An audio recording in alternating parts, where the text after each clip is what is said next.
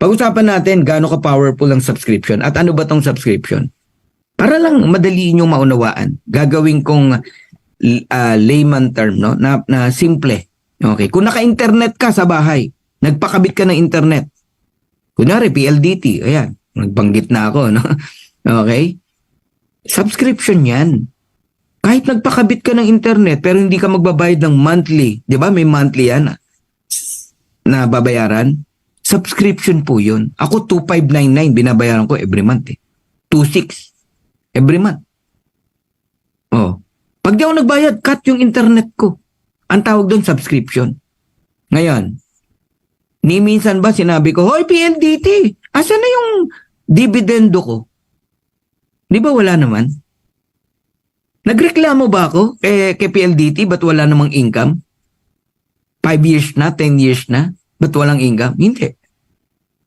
Kasi ang interest ko, yung internet. No, Netflix. May Netflix ba kayo sa bahay? You pay, same amount. $9.99 ang Netflix. Yung iba nga, $14.99 pa. $20, ganyan, no? Ako, $9.99 sa GCash kinukuha. Ni minsan ba, kinausap po si Netflix, hoy Netflix, ba't wala pa akong income hanggang ngayon? Sinungaling ka. Asan na yung income ko? Meron bang ganon? Wala, di ba? I'm just enjoying the movie na sinusupply ni Netflix.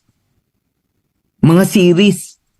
Oh, diyan ko pinanood yung lumang-luma na no? Yung ano nga yun? Yung Prison Break. Oh, sa Netflix ko yung pinanood eh. Tagal na, halatang halata no? Oh. Ngayon, hindi ko na alam kung ano yung mga latest eh. Hindi na ako nanonood ng Netflix. Pinakat ko na yung Netflix ko. Nagpakabit ako ngayon, Disney Premium, yun naman. Ang sinubscribe ko para sa anak ko, pero di rin namin nagagamit, no? Pero tuloy-tuloy, bayad ako. Pero nagrereklamo ba ako? Hoy, Disney Premium, di naman kami nanood Pwede bang balik mo sa akin yung 600? Walang ganun, di ba? Pero ba't ikaw ang dami mong reklamo about sa subscription mo? Isang sign yun na hindi mo naintindihan nung pumasok ka. Hindi na ipaliwanag sa'yo na maayos. So Live Good is a subscription company. Kaya ka nagsasubscribe dito to enjoy organic products. Yung bibilin mong $100 sa ibang company, $10 lang sa atin. Ayaw mo pa? Ayaw mo pa? Oh, di ba? Yun yung ine-enjoy natin. Mababang presyo ng organic product. Yun yung essence ng club membership. Kapag tuloy-tuloy ka nagbabayad ng subscription, tuloy-tuloy mo ma-enjoy yun. Yung produkto. Na pwede mo ngang ibenta, kikita ka eh. Kasi ang baba ng presyo, pwede mong patungan eh. Kikita ka eh. Nagigets nyo na? Yung cellphone na yan, nahawak mo ngayon. Niloloadan mo yan. Every day, every week, every month. Ang tawag dyan is subscription. Kahit naka-iPhone 15 ka, pero hindi mo niloloadan, useless yan. Oh, baka ginagamit mo lang pang laro yan, gaming. Pero pantawag, wala. Bakit? Hindi ka naglo-load eh. Hindi ka bumibili ng subscription eh. Nagigets nyo na. Yun po ang ibig sabihin ng subscription. Sa mga mahilig sa gym, let's say, Anytime Fitness, gym, bayad ka dyan every month, 2,800. Iba pa yung one-time na payment, no? 2,800, 2,300. Depende kung promo mo nakuha. Para magamit mo yung mga dumbbell nila. Magpalaki ka ng katawan, etc. Meron ka dyang ID card na para makapasok ka. Makapasok ka sa loob. Pero alam mo ba, pag di ka nagbayad, kahit hawak mo yung ID na yon, nakatimbre yon, hindi yan pwedeng papasukin. Hindi ka makakapasok. Yun po yung essence ng subscription. Kaya ikaw na nagre-reklamo na bayad ka ng bayad at di ka pa kumikita, nakalimutan mo yata. Ang essence ng subscription ay yung pong organic products na ma-enjoy mo. Kung meron mang dividend, income na tinatawag, bonus na lang yun. Na hindi mo kailangang mainip. Dahil sa iba nga, di ka nainip eh. Sa Netflix, hindi ka nainip. Sa Meralco, di ka nainip. Sa cellphone mo, load ka ng load, di ka nainip. SSS mo, di ka nainip. Sa Pag-ibig, di ka nainip. Ang dami mong binabayaran, insurance, di ka nainip. How many years mo babayaran ng insurance? Nagigets niyo po? Ngayon, si Live Good, may pangako na may dividend, naiinip ka. Walang inipan. Ha? Ang naiinip talaga, hindi niya naintindihan eh. Okay? Ngayon, gaano ka-powerful ang subscription company? Ito lang naman si Zoom na ginagamit natin ngayon ay kumita ng 2.65 billion noong 2021. Pandemic yan. Nakakapag-usap tayo kahit nasa UK ka, nasa UAE ka, nasa Canada ka, nasa US ka, nasa Pilipinas ako, nakakapag-usap tayo. Nakikita niyo yung kagwapuhan ni Coach Fernan. Ha?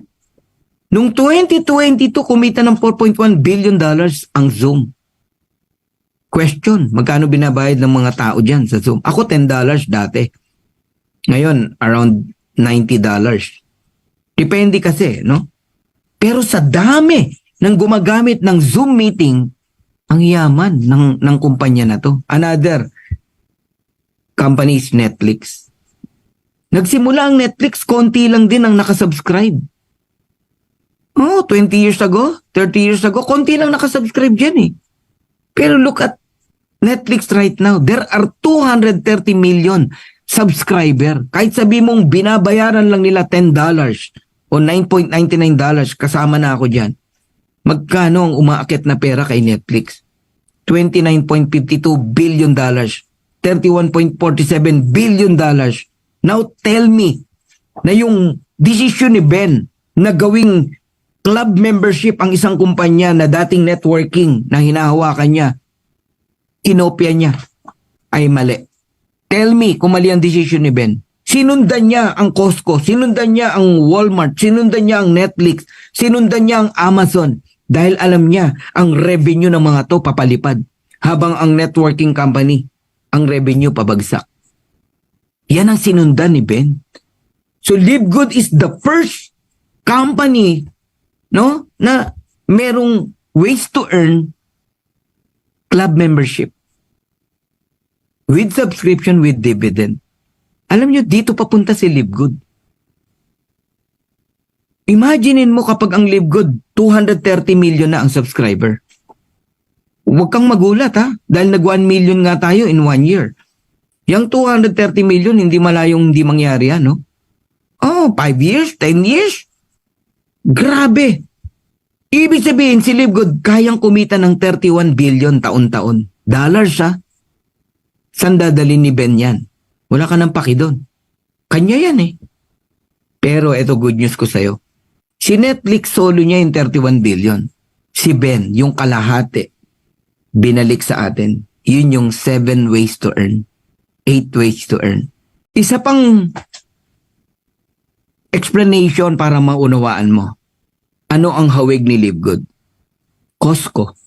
Costco is a club membership company. There are 59 million members household. 107 million card holders. 88% ang nagre-renew ng membership. Ibig sabihin, maganda ang patakaran ni Costco. Ikaw ba magre-renew ka ng membership ng pagiging club ng Costco kung di mo gusto? 88% eh. Kumbaga sa school, sa exam, abay pasado yan, hindi yan pasang-awa. Pasang-pasa yan, 88% yan eh. Excellent yan. Very good yan. Nagigets nyo? Meron ako tanong sa inyo. Okay? Ano ang negosyo ng Costco? Club membership. Correct? So ano bang negosyo ng Live Good? Club membership. Mayaman ba ang Costco? Yes, edi payaman din ang Live Good. Anong negosyo ng Netflix? Subscription. Anong negosyo ng Live Good? Subscription. Saan papunta si Live Good? Sa 230 million subscriber. Sa $31 billion. So congratulations to us. Basta walang bibitaw. So kung gusto mo talaga na pakinabangan yung 7 ways to earn, 8 ways to earn, mag-focus ka kay Live Good. Alright?